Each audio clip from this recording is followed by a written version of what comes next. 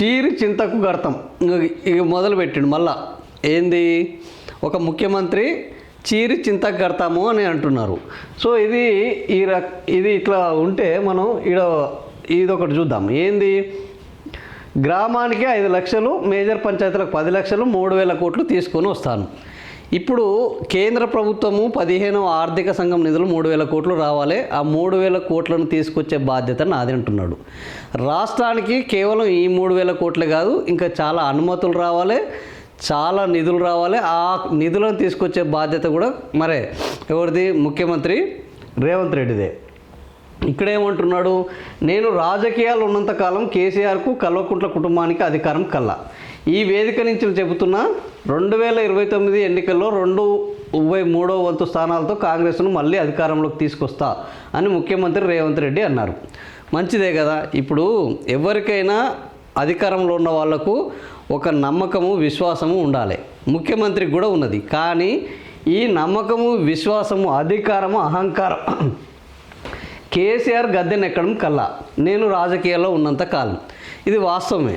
ఎందుకంటే ఈయన గద్దెనెక్కితే ఆయన రాజకీయాల్లో ఉండలేడు. ఈయన గద్దెనెక్కితే ఈయన రాజకీయాల్లో ఉండలేడు. ఈయన రాజకీయాల్లో ఉన్నాడు కాబట్టి ఆయన గద్దె మీద లేడు. ఇది యాజ్ సింపుల్ యాజ్ దట్. ఇది ఎవ్వడికి, చిన్న పోరగానికి చెప్పినా కూడా అర్థమవుతుంది. So 2029లో 2/3 majority. కేసీఆర్ కూడా ఇట్లనే అనుకున్నాడు. ఇంకా నేను 20 ఏళ్ళ దానిక ముఖ్యమంత్రి నేనే ఉంటాను, తెలంగాణ తెచ్చింది నేనే, తెలంగాణను అభివృద్ధి చేసింది నేనే, తెలంగాణకు నేను చెప్పిందే వేదం, నేను చేసిందే చట్టం, నేను చూపెట్టిందే మార్గం అని అనుకున్నారు. ఏమైంది, మొన్నటి ఎన్నికల్లో తీసి పక్కన కూర్చోబెట్టారు. ఇప్పుడు రేవంత్ రెడ్డి అదే అనుకుంటున్నాడు. అంటే ఆ కుర్చీ తీరట్లా ఉంటుంది అనిపిస్తుంది మనకు. ఆ కుర్చీలో ఎక్కగానే ఇక్కడ మేము శాశ్వతమని అనుకుంటుంటారు ఆ కుర్చీలో ఎక్కిన వాళ్ళు. ఇప్పుడు రేవంత్ రెడ్డి కూడా అదే అనుకుంటుండు.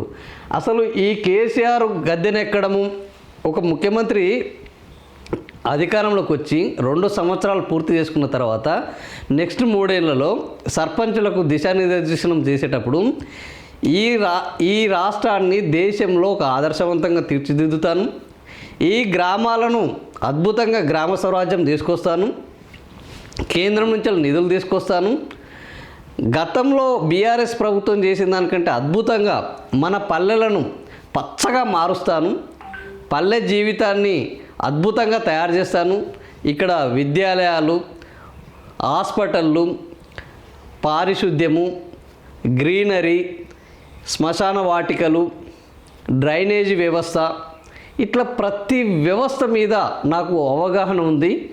నేను ప్రతి వ్యవస్థను బాగు చేసేందుకు నిరంతరం పనిచేస్తున్నాను.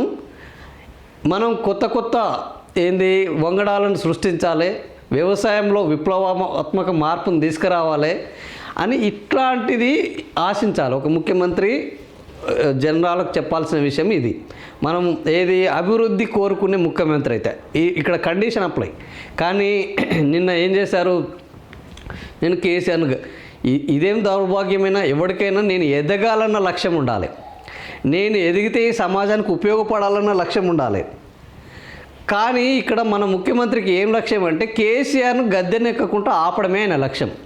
తెలంగాణను బాగు చేయడం కాదు, తెలంగాణ ప్రజల కష్టసుఖాలను తీర్చడం కాదు, తెలంగాణ అప్పులను తగ్గించడం కాదు, తెలంగాణలో నీళ్లు రాని ప్రాజెక్టులకు నీళ్లు తీసుకురావడం కాదు, కేంద్రం నుంచి అనుమతులు తీసుకురావడం కాదు, కేంద్రం నుంచి నిధులను సాధించడం కాదు.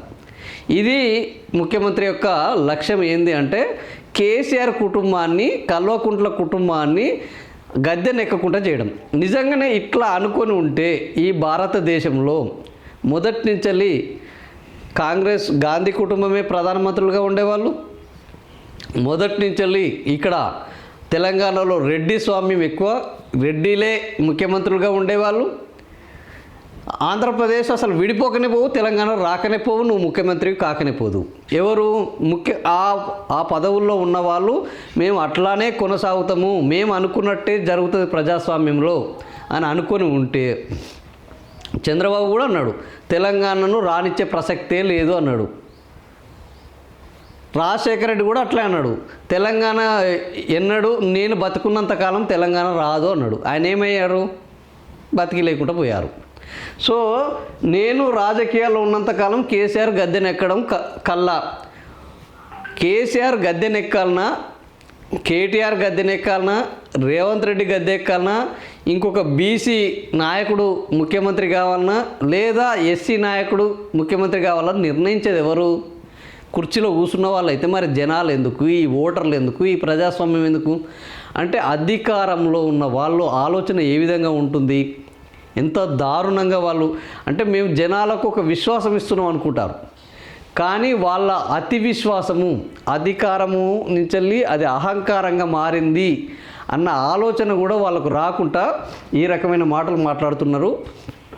సో మరి ఇప్పుడు కేసీఆర్ గద్దెని ఆల్రెడీ మన పంచాయతీ ఎన్నికల్లోనే 4000కు సర్పంచులు వాళ్ళు గెలుచుకున్నారు, సిపిఐలు గెలిచారు, సిపిఎం వాళ్ళు గెలిచారు, బీజేపీ వాళ్ళు కూడా 800 గెలిచారు. నిజంగానే ఇదే పరిస్థితి ఉంటే బీజేపీ 120 నుంచి 800 వరకు వచ్చింది. మరి ఇక్కడ గద్దెలు బీటలు వాడుతున్నాయన్న సంగతి మనం గుర్తిస్తే ఎదుటివాడిని గద్దెని ఎక్కించాలా లేదా అనేది జనాలు ఆలోచిస్తారు. మనం జనరంజకంగా పరిపాలిస్తే మనం ఈ సవాలు చేయాల్సిన అవసరమే లేదు. 2/3 మెజార్టీ సాధిస్తాను, 2/3. అంతకుముందు జగన్ ఏమనుకున్నాడు? వై నాట్ 175 అన్నాడు. ఆయన 2/3 కాదు, 100% నేనే వస్తాను, ఎందుకు 175కు 175 మాకు రావెందుకు అని అన్నారు. వాస్తవానికి జగన్ కొత్త వ్యవస్థలను పెట్టాడు. ఒక వాలంటరీ వ్యవస్థ పెట్టాడు, గ్రామ వ్యవస్థను పెట్టాడు, ఇంటింటికి రేషన్ పెట్టాడు, అనేక సంస్కరణలు తీసుకొచ్చాడు. అలాంటి సంస్కరణలు తీసుకొచ్చిన ఆయననే 11 రెడ్డిగా చేసి ఇంట్లో కూర్చోబెట్టారు ఆంధ్రప్రదేశ్ ప్రజలు. మరి మనం తీసుకొచ్చిన సంస్కరణలు ఏమున్నాయి? ఈ 2 ఏళ్లలో ఉన్న వ్యవస్థను మొత్తం కుప్పకూల్చడం, రాష్ట్రానికి ఆదాయ వనరులు లేకుండా మొత్తం అడగంటించడం, రియల్ ఎస్టేట్ని దెబ్బతీయడము, నిత్యము ఇట్లాంటి మాటలు చెప్పుకుంటా 2 ఏళ్ళు గడిపారు. ఇప్పుడు మళ్ళా ఇంకొక దానికి మళ్ళీ మొదలుపెట్టారు.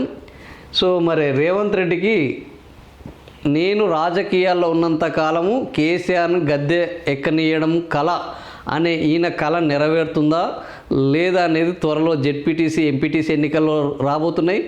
ఆ తర్వాత కార్పొరేటర్ జిహెచ్ఎంసీ ఎన్నికలు రాబోతున్నాయి.